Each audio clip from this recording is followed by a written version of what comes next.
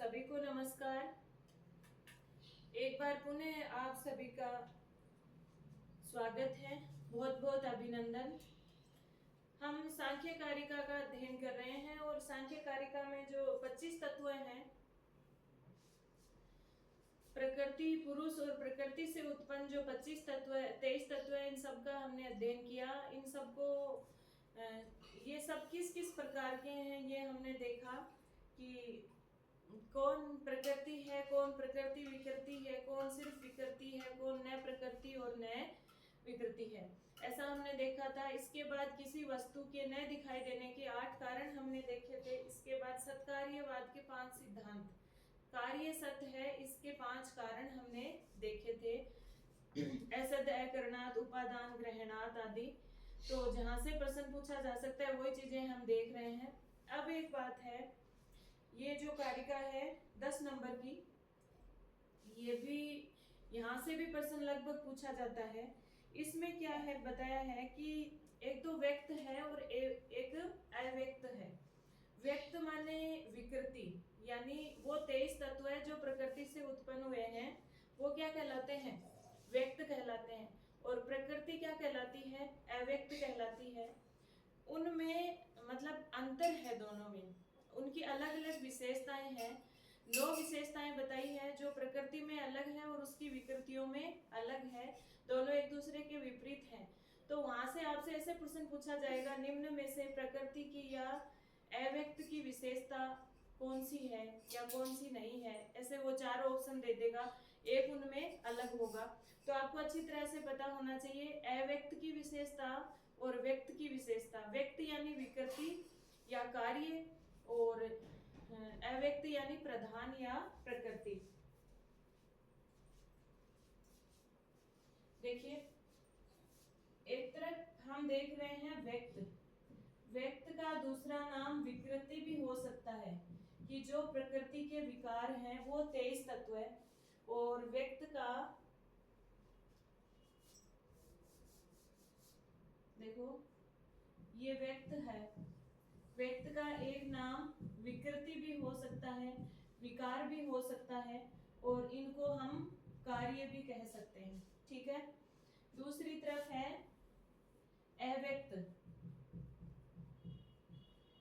अव्यक्त, अव्यक्त का दूसरा नाम है प्रकृति, और इसको हम प्रधान भी कह सकते हैं और कारण भी कह सकते हैं। प्रकृति कारण है और इसकी जो विकृति है ना, महत आदि, वो सभी इसके कार्य हैं। ठीक है। प्रकृति क्या है? प्रधान है, कारण है। अब इनकी अलग अलग विशेषता बताई गई है, इनको आपको समझना है। कारिका नंबर 10 में क्या बताया है? हेतु मत अनित्यम, अनित्यम को नित्यम दे देगा, बस यही है। अव्यापी, अव्यापी को व्यापी लिख देगा तो गलत हो जाएगा। ठीक है। हेतु मद अनित्यम, अव्यापी, सक्रिय, आश्रित, लिंग, सअवयव और परतंत्र, ये व्यक्त की विशेषता है। देखो कारिका 10 में बताइए, हेतु मद नित्यम, हेतु मद अनित्यम, अव्यापी, सक्रिय, सक्रियम, अनेकम, आश्रितम, लिंगम, सअवयवम, परतंत्रम, व्यक्तम। व्यक्त किस प्रकार का है, यानी जो विकार है उसकी क्या क्या विशेषताएं हैं? हेतु मद है वो, अनित्य है वो, अव्यापी है वो, परतंत्र है वो, आश्रित है वो, सअवयव है वो, और लिंगम है वो, और सअवयव है वो। ठीक है। इस तरह की विशेषता है। विपरीतम अव्यक्तम, और अव्यक्त जो है प्रकृति, वो है प्रकृति इसके विपरीत हो जाएगी, पूरी की पूरी इसके विपरीत विशेषताएं हैं वो प्रकृति की हो जाएंगी। इतनी सी बात बताई है, तो ये विशेषताएं आपको अच्छे से याद होनी चाहिए, इनको समझ लीजिए। सबसे पहले व्यक्त की विशेषता या जो 23 तत्व हैं उनकी विशेषता, कि जो विकार हैं 23 प्रकृति के, वो किस प्रकार के हैं। सबसे पहले वो हेतु मद हैं, या हेतुमान भी इसको कह सकते हैं। हेतु मद है या हेतुमान है। देखो हेतु मद कैसे हैं? हेतु मद का मतलब है कि इनका कोई न कोई कारण है, ये कारण वाले हैं। तो ये कारण वाले हैं, तो इनका कारण कौन है? इनका कारण प्रकृति है। ठीक है। इन 23 तत्वों का कारण कारण कौन है? प्रकृति है। प्रकृति से ही तो उत्पन्न हुए हैं, तो वो हेतुमद है। तो हेतुमद विशेषता हो गई किसकी? व्यक्त की। और प्रकृति किस प्रकार की हो जाएगी? इसके विपरीत है तो अहेतुमान हो जाएगी, यानी प्रकृति का कोई कारण नहीं है।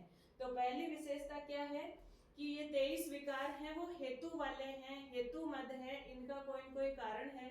और इनका कारण कौन है? इनका कारण प्रकृति है। ठीक है। दूसरी विशेषता है अनित्यम। ये सारे के सारे 23 तत्व अनित्यम हैं। अनित्यम मतलब जो नित्य नहीं है, जो विनाशशील हैं, नष्ट होते रहते हैं। नष्ट होने का ये मतलब नहीं है कि इनका अभाव हो जाता है, ये बदलते रहते हैं, दूसरे रूप में प्रवेश करते जाते हैं। ठीक है। तो अनित्यम है। किस प्रकार के हैं 23 तत्व? अनित्यम है। अनित्यम का मतलब विनाशशील है, विनाश होते रहते हैं और दूसरे रूप में प्रवेश कर जाते हैं, नित्य नहीं है। इनके विपरीत प्रकृति है। तो प्रकृति तो नित्यम है, आपको बताइए प्रकृति किस प्रकार की है? नित्य है, कभी भी विनाश नहीं होता इसका। फिर है अव्यापी, यानी ये अव्यापी हैं, व्यापनशील नहीं है, इनका क्षेत्र ज्यादा विस्तृत नहीं है, यानी ये बहुत सारे हैं ऐसे समझ लो, अव्यापी हैं। और प्रकृति किस प्रकार की है? प्रकृति तो बहुत ज्यादा व्याप्त है, बहुत दूर, मतलब इसका क्षेत्र बहुत विस्तृत है। तो प्रकृति व्याप्त है, प्रकृति व्यापनशील है और ये अव्यापी है। हेतु मत, अनित्यम, अव्यापी। ठीक है। इसके बाद अगली विशेषता है सक्रिय। ये जो 23 तत्व हैं वो किस प्रकार के हैं? सक्रिय रहते हैं, ये सक्रिय रहकर अपना काम करते हैं। और प्रकृति क्या है? निष्क्रिय है, निष्क्रिय रहकर अपना कार्य करती है। प्रकृति निष्क्रिय है, उसके कार्य हैं जो सक्रिय हैं। फिर ये अनेक है, ये तो आपको पता ही है, अनेक है। प्रकृति के कार्य कितने हैं? बहुत सारे हैं, अनेक है, 23 हैं। और प्रकृति क्या है? प्रकृति तो एक ही है, तो प्रकृति एक है, ये कार्य अनेक है।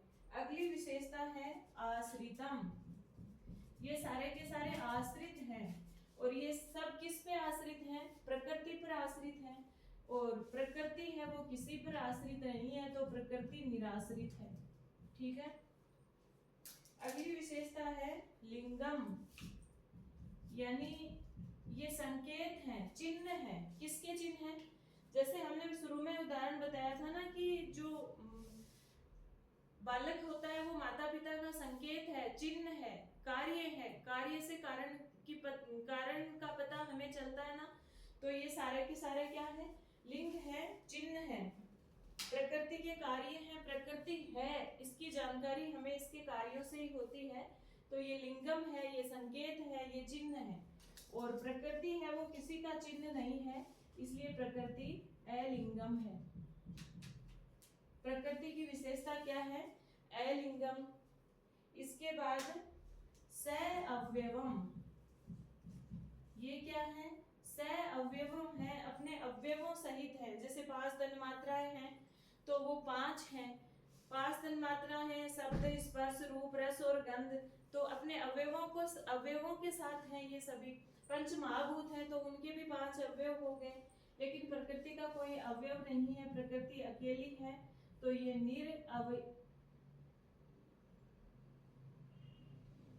निरअवयव है। प्रकृति किस प्रकार की है? निरअवयव है। और फिर ये सारे के सारे स्वतंत्र हैं, प्रकृति के अधीन है ये सारे के सारे, लेकिन प्रकृति किसी के अधीन नहीं है, प्रकृति स्वतंत्र है। ये 9 विशेषताएं आपको याद करनी है। और याद मतलब आपको ये भी पता होना चाहिए कि सत्कार्यवाद के कारण कितने हैं? 5। और व्यक्त और अव्यक्त की समान अलग अलग विशेषताएं कितनी हैं? तो कितनी हो गई? 9 विशेषताएं है ना। व्यक्त और अव्यक्त की जो विशेषताएं हैं जो अलग अलग हैं, विभाजित उनको करती है, वो विशेषताएं कितनी है? 9 है। पहली बात तो क्या है? व्यक्त किस प्रकार का है? हेतुमद है, यानी कारण वाले हैं, अनित्यम है, अव्यापी है, सक्रिय है, अनेक है, आश्रित है, लिंगम है, सअवयव है और परतंत्र है। और प्रकृति इनके विपरीत है। इनकी विपरीत विशेषताएं कैसी किसकी है? प्रकृति की है, प्रधान की है, अव्यक्त की है। इतनी बार यहाँ से प्रश्न लगभग आता ही है, क्योंकि इनमें कंफ्यूज व्यक्ति होता ही होता है। अगर इनको नहीं समझाना अपने ढंग से तो कंफ्यूज होंगे ही। वो पूछ लेगा निम्न में से व्यक्त की विशेषता, निम्न में से व्यक्त किस प्रकार का है? तो वो एक लाइन में देगा हेतु मद, अनित्यम, अव्यापी, सक्रिय। तो ये तो सही हो जाएगा। एक में दे देगा हेतु मद, अनित्यम, अव्यापी, निष्क्रिय, तो वो गलत हो जाएगा। इस तरह से कहीं पर व्यापी दे देगा तो मतलब कोई ऑप्शन में एक चीज गलत दे देगा, तो आपको समझना पड़ेगा कि यहाँ पर कौन सी विशेषता गलत दे रखी है। ठीक है। तो ये सारी की सारी व्यक्त और अव्यक्त की अलग अलग विशेषताएं जो थी, दोनों आपस में भिन्न जो थे, वो बात यहाँ पर आ जाती है। चलिए अगली जो कारिका है 11 नंबर की, उसमें 5 विशेषताएं, 6 विशेषताएं बताई हैं। किसकी? व्यक्त और अव्यक्त की समान विशेषताएं, और इन विशेषताओं को मिक्स करके भी वो दे सकता है। तो आपको व्यक्त और अव्यक्त की जो अलग अलग विशेषताएं हैं, व्यक्त और अव्यक्त दोनों आपस में विरुद्ध हैं, विरोधी हैं, वो चीज भी आपको याद रखनी है। और व्यक्त और अव्यक्त आपस में समान है, वो चीज भी आपको याद रखनी है। क्या कहता है? त्रिगुणम, अविवेकी, विषय, सामान्यम, अचेतनम, परसवधर्मी, व्यक्तम तथा प्रधानम। व्यक्त और प्रधान जो है, व्यक्त मानी विकार, व्यक्त मानी विकृति, 23 तत्व है, और प्रधान यानी प्रकृति। व्यक्त और प्रधान दोनों किस तरह के हैं? दोनों ही त्रिगुणम है, यानी सतरजतम से युक्त हैं, अविवेकी हैं, दोनों ही अविवेकी हैं, विषय हैं दोनों ही, सामान्य है दोनों ही, अचेतन है दोनों ही, और परसवधर्मी भी दोनों हैं। किस प्रकार से हैं देखिए, समान विशेषताएं। अगर यहाँ तक आपने जो 15 कारिकाएं ना शुरू की, वहां तक भी आपने पढ़ लिया, तो स्कूल लेक्चरर में तो आपका प्रश्न गलत नहीं होगा, यहाँ तक ही पूछा जाएगा। बहुत इंपॉर्टेंट कारिकाएं हैं, या तो सत्कार्यवाद में से पूछ लिया जाएगा, या फिर जो प्रकृति और विकृति की समान विशेषताएं हैं और अलग विशेषताएं हैं, वहां से प्रश्न पूछ लिया जाएगा। तो देखें,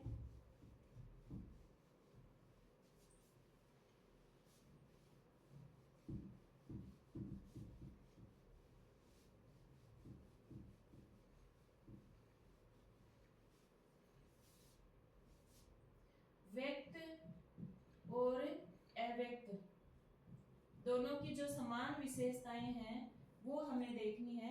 व्यक्त मानी विकृति या कार्य, और अव्यक्त यानी प्रधान या प्रकृति। ठीक है, इनकी समान विशेषताएं हम यहाँ पर देख रहे हैं, और इसके विपरीत विशेषताएं, इन विशेषताओं से विपरीत विशेषताएं पुरुष की हो जाएगी। ये जिस प्रकार की दोनों हैं समान रूप में, उसके विपरीत पुरुष हो जाएगा। तो वो चीज भी आपको याद रखनी है।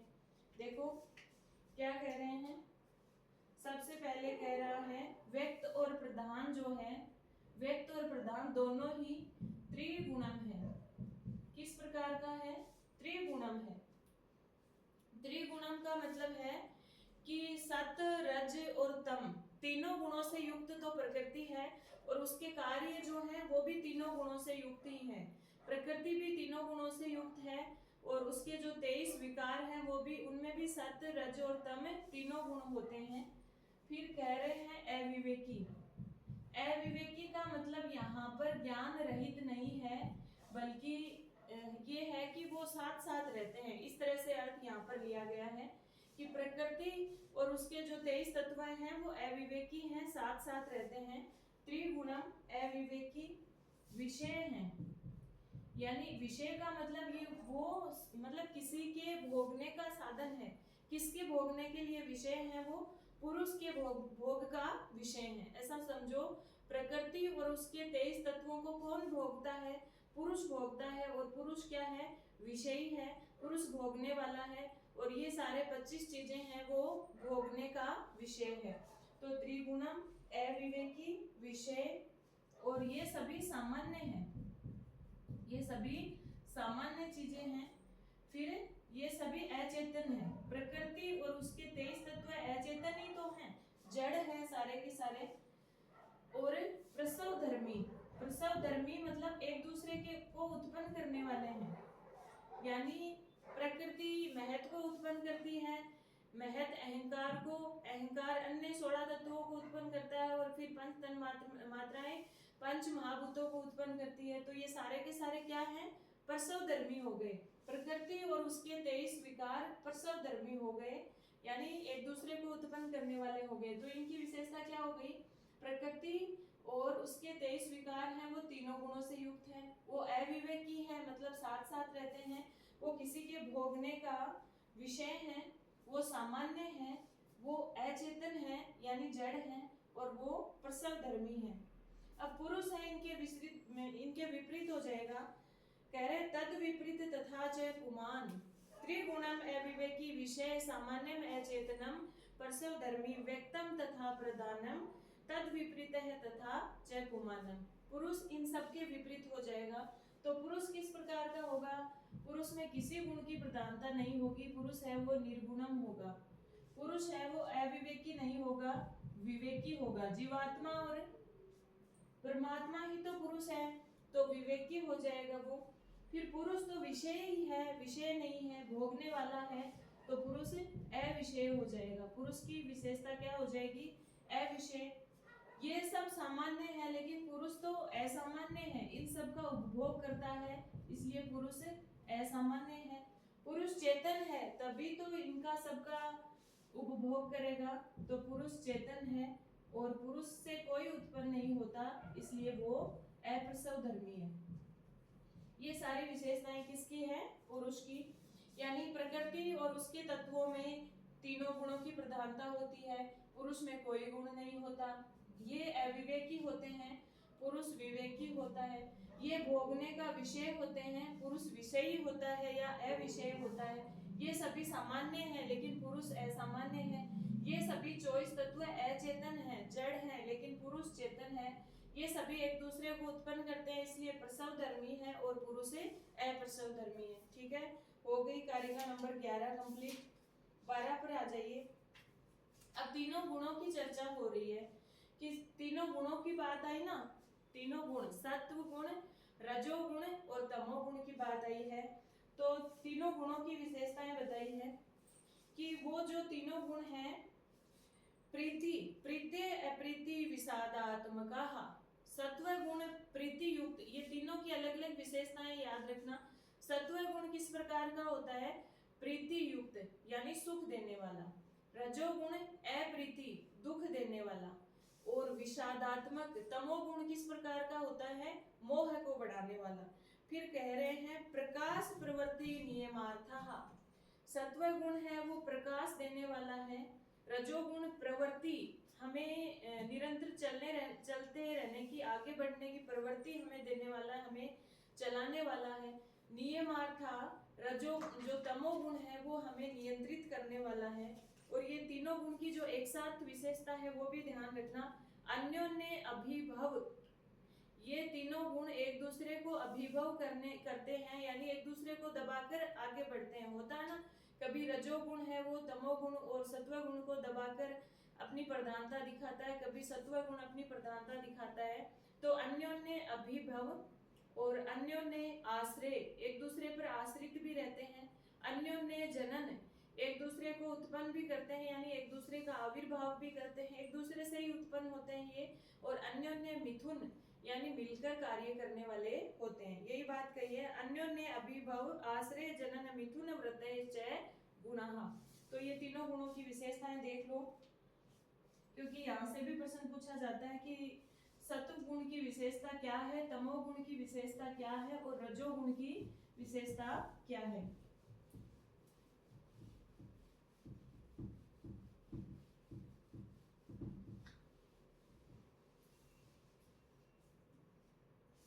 देखो, ये है सत्व गुण, ये है रजोगुण और ये है तमोगुण।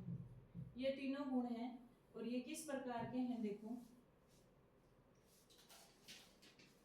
क्या कह रहे हैं, प्रीति अप्रीति विषादात्मकः, यह संधि हो गई ना, प्रीते प्रीति विषादात्मकः। प्रीति अप्रीति, ई से ये हो गया सबसे पहले प्रीति, सत्व गुण किस प्रकार का है? प्रीति युक्त। प्रीति का मतलब सुख देने वाला। सत्व गुण किस प्रकार का होता है? सुख देने वाला। फिर अप्रीति, रजोगुण है वो दुख देने वाला होता है, अप्रीति प्रदान करने वाला होता है। ठीक है। और तमोगुण विषादात्मक, विषाद उत्पन्न करने वाला होता है, मोह उत्पन्न करने वाला होता है। प्रीति यानी सुख, अप्रीति यानी दुख और विषाद यानी मोह। तो प्रीति, अप्रीति और विषादात्मक होते हैं, सुख दुख और मोह देने वाले होते हैं। प्रश्न पूछेगा सत्व गुण की विशेषता क्या है? तो प्रीति, रजोगुण की अप्रीति और तमोगुण की विषाद। फिर ये तीनों ही गुण किस प्रकार के होते हैं? ये तीनों ही गुण, इनकी समान विशेषता जो है, ये अन्योन्य अभिभव, एक दूसरे को दबाने वाले होते हैं, एक दूसरे का अभिभव करने वाले होते हैं। फिर अन्योन्य आश्रय, एक दूसरे को आश्रय देने वाले होते हैं, एक दूसरे का सहारा लेने वाले होते हैं। अन्योन्य अभिभव, अन्योन्य आश्रय और अन्योन्य जनन, एक दूसरे का आविर्भाव करने वाले होते हैं। और अन्योन्य मिथुन, ये तीनों ही गुण, ये चार विशेषताएं तीनों की समान विशेषताएं हैं। अन्योन्य अभिभव का मतलब एक दूसरे को दबाकर अपनी प्रधानता दिखाने वाले होते हैं। अन्योन्य आश्रय, एक दूसरे का आश्रय लेने वाले होते हैं। अन्योन्य जनन, एक दूसरे का आविर्भाव करने वाले होते हैं। अन्योन्य मिथुन, एक दूसरे की सहायता से कार्य करने वाले होते हैं, मिलकर कार्य करने वाले होते हैं। ये सत्व, रजो और तमो गुण की विशेषता हो गई तीनों की एक साथ। फिर आगे और देखो, आगे विशेषता और दी गई है। सत्वम लघु प्रकाश कम, सत्व गुण कैसा होता है? लघु होता है और प्रकाश देने वाला होता है। सत्व गुण वैसे लघु होता है, भारी नहीं होता, बहुत हल्का होता है और प्रकाश कम, सबको प्रकाशित करने वाला होता है। तो सत्व गुण की और विशेषता क्या होगी? लघु, प्रकाश कम। ये विशेषताएं याद करना सारी, वैसे सामान्य बात है, समझोगे तो आराम से रटने की आवश्यकता ही नहीं पड़ती। सत्व गुण सुख देने वाला होता है, लघु होता है मतलब बहुत ही हल्का होता है, और प्रकाश कम, प्रकाशित करने वाला होता है। लघु प्रकाश कम इष्ट है। फिर जो रजोगुण है वो किस प्रकार का होता है? उपस्थ कम भकम चलम च रज है। इसकी एक विशेषता है उपस्थम भकम।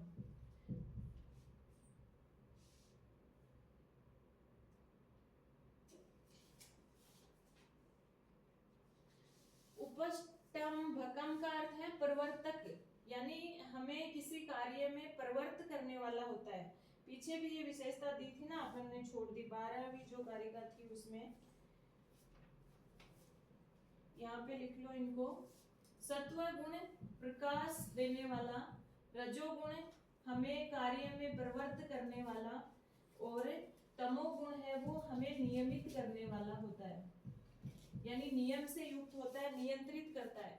12वीं कारिका में प्रीति अप्रीति विषादात्मका के आगे लिख रखा है प्रकाश प्रवृत्ति नियमार्थः, यानी सत्व गुण की विशेषता होती है प्रकाश, प्रकाश देना, सबको प्रकाशित करना, यानी जहां भी सत्व गुण की प्रधानता होती है वहां पर उसका कार्य क्या होता है? प्रकाशित करना। प्रवृत्ति, रजोगुण का कार्य होता है वो हमें प्रवृत्त करता है, हमें आगे बढ़ने के लिए, हमें कार्य करने के लिए प्रवृत्त कौन करता है? रजोगुण। और नियमित कौन करता है? तमोगुण, यानी हमें नियंत्रण में रखता है कौन? तमोगुण। सत्व गुण का कार्य तो क्या होता है? आत्मा को प्रकाशित करना, हमें सही रास्ता दिखाना। रजोगुण का कार्य होता है हमें कार्य में प्रवृत्त करना, और तमोगुण का कार्य होता है हमें नियंत्रित करना। तो तीनों की विशेषताएं हो गई प्रकाश, प्रवृत्ति और नियम। प्रीति अप्रीति विषादात्मका, प्रकाश प्रवृत्ति नियमार्थः। ठीक है, ये विशेषताएं हो गई तीनों की। फिर अगली कारिका में जो विशेषता दे रखी है, सत्व गुण है वो प्रकाश लघु होता है और प्रकाश कम होता है, वही बात हो गई, हल्का होता है और हमारी आत्मा को प्रकाशित करने वाला होता है।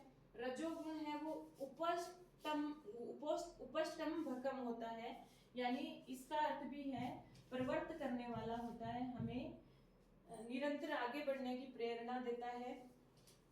और किस प्रकार का होता है? चलम, चंचल होता है। कैसा होता है? रजोगुण चंचल होता है। और जो तमोगुण है वो गुरु होता है, और गुरु यानी भारी, और वर्णकम होता है, यानी आवृत करता है, हमें ढकता है, हमारी आत्मा को आवृत करता है। वही बात है, नियंत्रित करता है। तो गुरु वर्णकम एव तमः है। देखो सत्व गुण तो कैसा? सत्वम लघु प्रकाशकम इष्टम। रजय है उपष्टम भकम चलम च। सत्व गुण तो कैसा हुआ? लघु प्रकाशकम। और रजोगुण उपष्टम भकम चलम।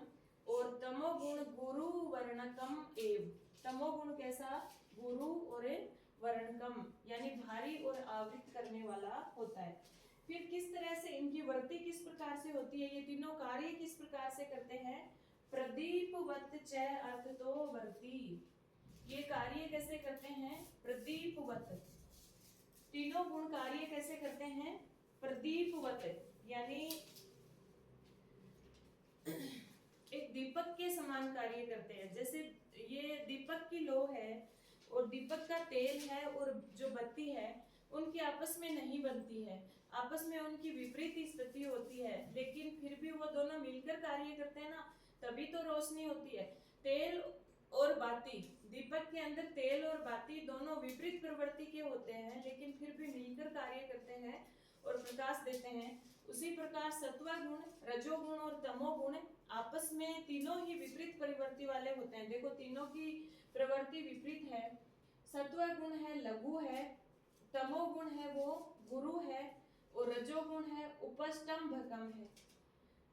सत्व गुण है वो प्रकाश कम है, रजोगुण चलम है, और तमोगुण वर्णकम है। लेकिन तीनों की प्रवृत्ति अलग अलग होने पर भी, तीनों विपरीत होने पर भी मिलकर कार्य करते हैं, तभी ये सृष्टि चलती है, तभी ये शरीर चलता है और कार्य करता है।